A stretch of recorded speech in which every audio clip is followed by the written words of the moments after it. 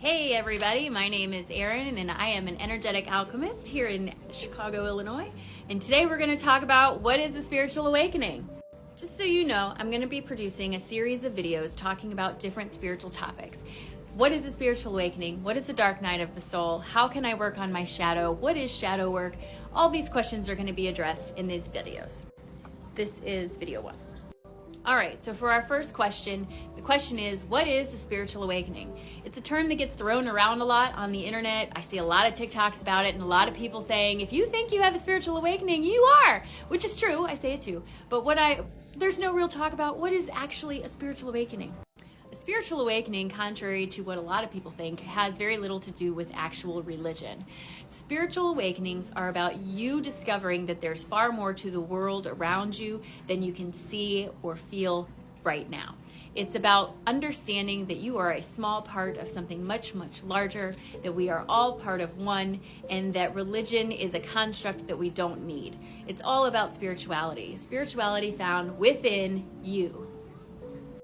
For a lot of people, spiritual awakenings are very difficult. This is because it is the dissolution of ideas that you've held on to for a very long time and a lot of conditioning that's needing to be let go. So for example, Christianity is a very strong one that's been ingrained in a lot of people. And it's not that Jesus wasn't real. That's not at all what spirituality is about. But it's about the idea that you don't need someone else to intermediate between you and God because you are part of God.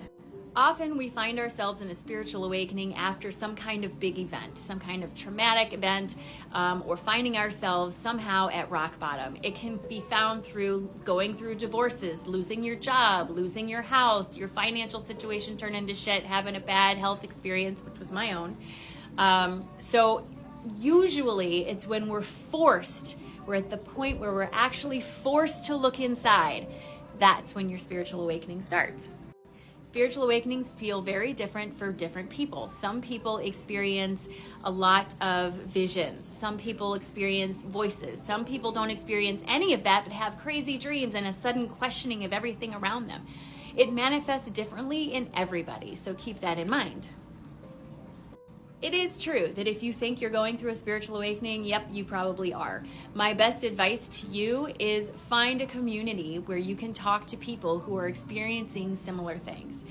We often want validation from outside ourselves, but until you can learn to only get validation from yourself, it helps to hear other people talk about their own experience. It helps.